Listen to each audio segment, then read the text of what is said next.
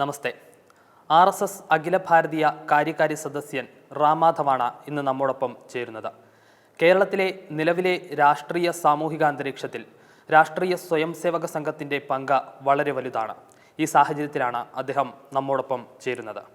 Sir namaste, welcome. As an RSS ideal, how do you evaluate the situation in nation? In the last 73 years or 72 years as a republic, and also this is the year of India's Amrit Mahotsav, 75th year of our independence. On both these occasions, we must ponder over what have we achieved in the last 7 decades or so. One thing is clear, that country has progressed so much, and at the juncture now, at the present juncture, it has embarked on a very ambitious new path under the leadership of the present government, Prime Minister Narendra Modi. And a desire to become fully self-reliant, Atmanirbhar, that is driving the country's policies and programs at this juncture, which is a good thing. Independence we achieved 75 years ago with the mission that we will become a country run on our own, a self-reliant nation, a self-respecting nation. Today we see that kind of commitment in the government also, which is a good thing. That doesn't mean mere government's commitment is going to achieve everything. We need a national resolve to build a new India, Naya Bharat, a strong India, a united India, most importantly, a country that is standing on its own feet, not on the crutches of any outside powers and outside ideologies also. So I think that is the main message we have to take from the Republic Day today, the 73rd Republic Day today. How do you evaluate the current economic situation in the nation, and what is the action plan? We are expecting a new budget just a few days from now. Country was moving in the direction of major economic growth when the pandemic struck 2 years ago. You may recall that in the first 5 years, Prime Minister Modi, his government has tried to set certain economic basics of our country right. Like India used to have lot of black money, lot of corruption in the system. A parallel economy used to run. No economy can grow stronger with those kind of malaise, whether it is corruption or inefficiency or black money and all that. So what Prime Minister Modi did in the first 5 years was, first of all, to cleanse the basics of Indian economy, making the basics strong. On that strength, we were hoping to take a major leap forward, but suddenly this corona pandemic came. Like all other countries, India, its economy also has suffered. But the good thing is, we have now come out of the pandemic impact in a rather strong way. Our exports are booming. We have crossed $300 billion exports now, which is a really good sign. That means India's industry is doing well. Our export markets are growing. That is a good sign. But the main challenge remains as to how do you make the ordinary people more rich, more prosperous. In that, the Atmanirbhar programs of Prime Minister Modi's government will go a long way. We need to work in that direction. We need to encourage grassroots entrepreneurship. Grassroots prosperity creation needs to be encouraged. Towards that end, the Startup India programs, innovation programs are helping. Very interestingly, India today is fast emerging as the new startup hub. Until now, Israel is known as startup nation, but India is slowly becoming a startup country. Many youngsters today are turning to new ideas, and based on those new ideas, they are starting new commercial startup enterprises. That will eventually bring prosperity at the grassroots that will actually propel Indian economy in a solid way. So in that sense, yes, we have had a lot of difficult times in the last 2 years, but definitely country is coming out. Country is eagerly looking forward to the new budget to be presented by our finance minister, Ms. Nirmala Sitharaman, a few days from now. Okay, coming to Kerala, you have vast experience in the affair of Jammu and Kashmir, especially in the repealing of Article 370. Kerala is also shares some common characteristics such as Hindus become minority like Kashmir. Do you think that Kerala is fastly changing to a situation like Jammu and Kashmir? Jammu and Kashmir was a totally different situation, which we have addressed through certain constitutional measures. But to the extent that yes, radicalism, Islamic radicalism is definitely a major problem, especially in parts of Kerala. I can say North Kerala. Many radical Islamist groups driven by not only radical ideas but also secessionist and separatist tendencies are active in parts of Kerala. To that extent, it is certainly a concern, not just from Hindu-Muslim point of view, but also from the larger national security point of view. In that, there is a need for state government also to take a strong view, strong position here. In Kerala, unfortunately, successive governments, whether it is a communist government, LDF government or a UDF government, both depend on certain Islamic parties here.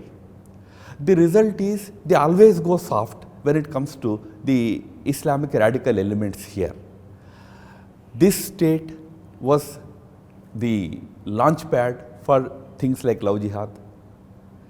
Even the local Christian groups, they stood up and protested very strongly against this organized effort to lure away girls from Christian and Hindu communities and all. All these things were actually a product of a very organized thinking of certain radical groups here. But the sad reality is, this radicalism is not being seriously taken by the governments of the day here. It was not taken earlier by the UPA government, UDF government here, and in the last more than 5 years, there is an LDF government here, which also continues to turn a blind eye to it. The result is we see the murder of nationalist activists, murder of innocents by the radical groups is again on the rise here. So that challenge remains. Otherwise, Kerala used to present a good case of amity among different religious groups, Hindus, Muslims, Christians, especially Hindu-Christian amity has a long history in the state of Kerala. But today, unfortunately, because of the rise of this radicalism, tensions are growing. Hindus and even Christians here today feel quite insecure in front of these radical elements. It is the responsibility of the state government primarily to go very strongly after the radical elements among the Muslims and control them. Otherwise, a situation may come tomorrow where these forces will go out of control and a situation like Kashmir may emerge. So it's important that government takes strong measures against these forces here. Like you said that state government is not taking any action to this type of love jihad like conversions. How do you see this situation in Kerala? No, exactly, I am talking about Kerala only. The state government needs to be more proactive. They have to, this whole problem of, as I said, vote bank politics here. Because certain groups enjoy vote banks, they are strong numerically and they solidly support certain parties of their own religion and all. It's not good in the larger interest of the state for the government to go soft on them in their own political interest, because it may suit their politics today, but in the larger harmony, social harmony in Kerala and on the issue of national security, these forces will be very detrimental. Government should take further strong action here.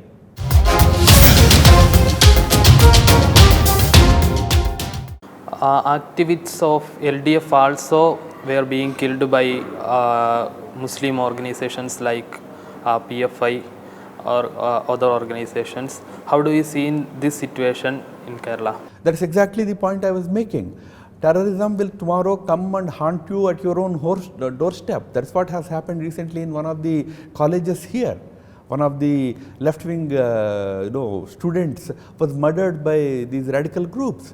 So radicalism, if you nurture it, if you go soft on it for your own political interest, thinking that it suits your electoral politics, it is going to come to your doorstep and going to haunt you also tomorrow. So I hope that the government of Mr. Pinarayi Vijayan realizes and takes strong action to curb forces like PFI, their political outfit, the SDFI and all those groups. Kerala is demographically fastly changing. To the national level, we are trying to decrease the birth rate. In Kerala, Hindus' birth rate is vastly declining compared to Muslim. Do you have any suggestion regarding this demographic situation? Demographics is destiny. The way demography evolves will finally decide your fate. So it is important that a demographic balance is maintained across the country. That's the effort of the government of India. But also, even in each state, locally the society or the government must ensure that population balance is maintained. Universally, 2.1 is considered to be healthy rate of growth of population. Every 2 old people, there should be 2 young people. Every couple, a wife and husband, should have 2 children, so that population balance is maintained. But in our country, although overall population if you take, it is around 2.19, not very bad. We are close to population balance. But if you take it religion wise, certain religions have high population growth rates. In the case of Hindus, the population growth rates in states vary. In some states, they are below 2% also. So it is important for Hindus also to understand that minimum 2 children, that growth we should maintain. But there should be a universal, law or understanding at least among all sections, irrespective of religion, to adhere to this norm, that 2+2 norm. All of us should adhere to, so that demographic changes will not lead to sudden social problems, social strife, and communal problems should not it should not lead to that. In that, of course, in Kerala also, lot of thinking has to happen. You have in front of organizing 75th anniversary of freedom. Different freedom struggles ever before the arrival of British are also being taken consideration. How is the process of this movement? Look, India's independence was a great achievement of the people of this country. Those days the population was close to 400 million, 40 crores. Generally it is understood that the Congress movement led by Mahatma Gandhi, Jawaharlal Nehru and Sardar Patel was responsible for India's freedom. Partly true, nobody denies the very significant role played by the Congress movement at that time. But everybody should remember, Congress of the independence movement was only a platform for all those people, irrespective of their ideologies. Whoever wanted India to become independent used to join that bandwagon. So Congress was not a political party. It was actually a movement of all the people of the country. But at the same time, along with Congress, there were other streams also fighting for independence. For example, revolutionaries like Bhagat Singh, Chandrasekhar Azad. Revolutionaries, they were also fighting, they were sacrificing their lives for the cause of India's independence. That also had played an important role. Similarly, people like Subhash Chandra Bose going outside the country, building an army to fight against the British, was what Subhash Chandra Bose had done. A great fight he had waged against the British. Similarly, people like Savarkar, Tilak, so many others. So there were different streams. There were poets, there were literary personalities who were writing literature, they were writing songs to motivate people. They also played a role. There are sadhus, servants, saints, sages who were motivating people to join the independence movement. Women were fighting, scheduled castes were fighting, scheduled tribe were fighting. So when you look at India's independence 75 years down the line, when you are celebrating Amrit Mahotsav, one must remember that India's independence was a result of the cumulative efforts of all these people. So what the government of the day is trying to do is, while respecting the mainstream contribution of people like Gandhiji and others through Congress, it is also bringing to light the contribution of many others. For example, now Subhash Chandra Bose statue is going to come up at the Amar Jawan Jyoti in Delhi. It's an effort to highlight his contribution also. Similarly, many others. Maybe in Kerala, there were many others who had fought for the India's independence movement. People should know about the contributions and sacrifices of all those people that have happened, resulted in India's independence. So the Amrit Mahotsav is an excellent occasion which the government is using, Modiji's government is using very effectively to convey the message that India's independence movement is a product of, is a result of efforts of many, and we should respect all those different groups, institutions, individuals, and even political parties that have contributed to India's freedom.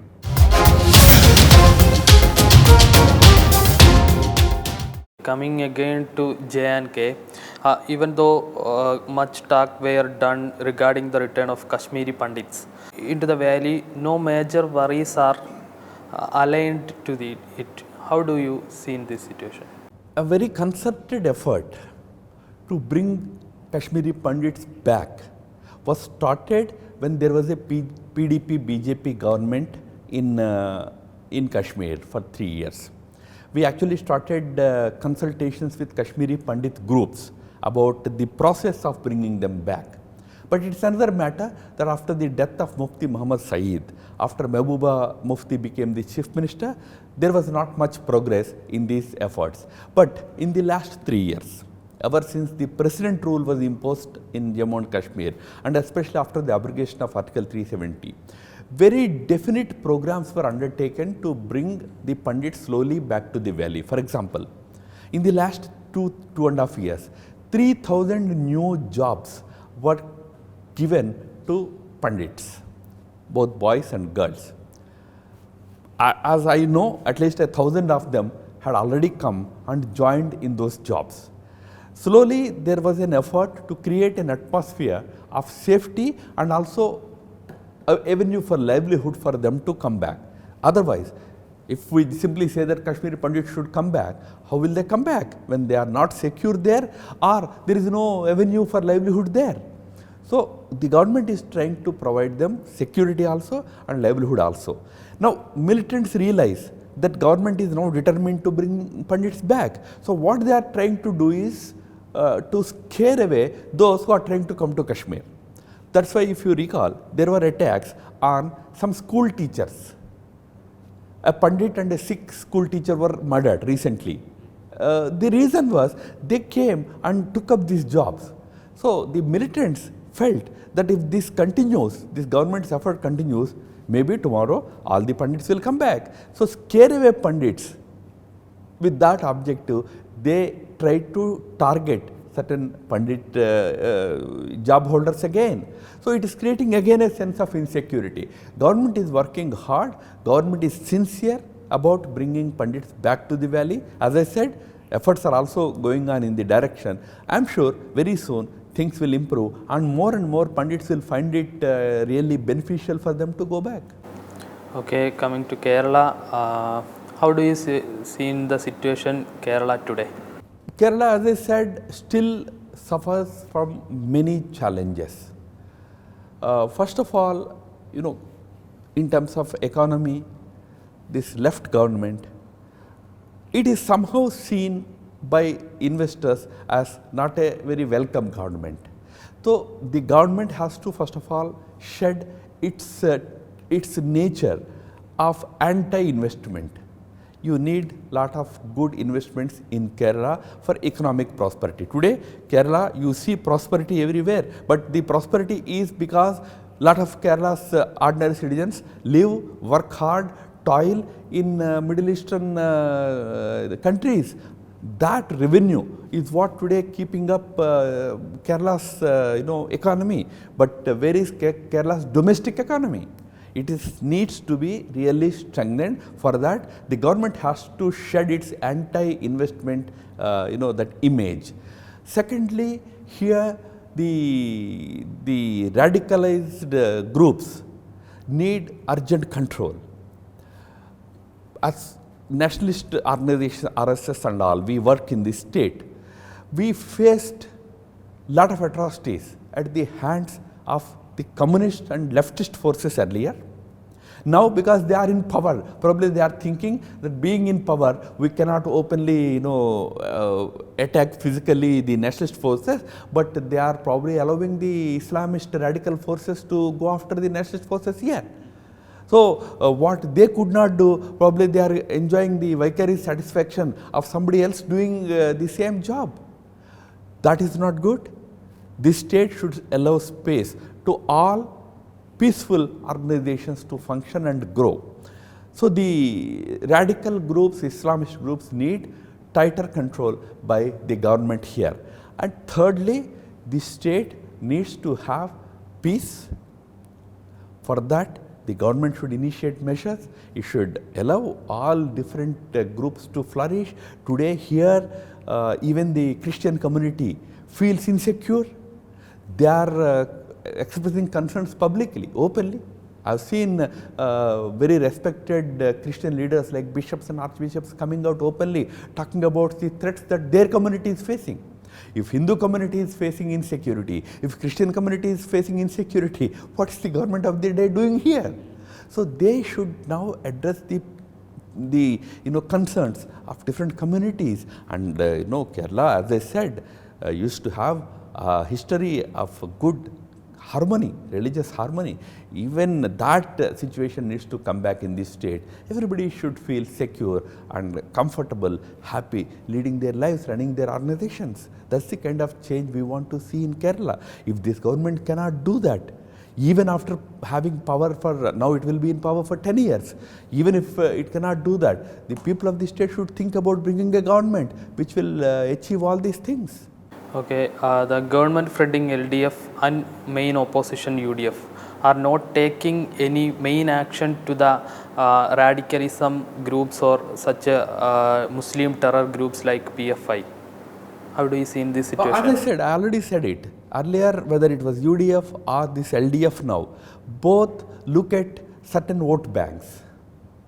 Pandering to those vote banks, they think is good for their own political fortunes. But in the process, they are not actually pandering to vote banks only, they are pandering to certain radical ideologies, which will be detrimental to entire state. It will come knocking at their own doors tomorrow.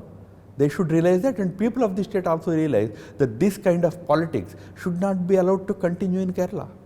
Whether in the form of LDF or tomorrow, God forbid, if UDF comes back, then maybe they will also do the same thing. Thank you for joining us today. Thank you very much, sir. My pleasure. Thank you.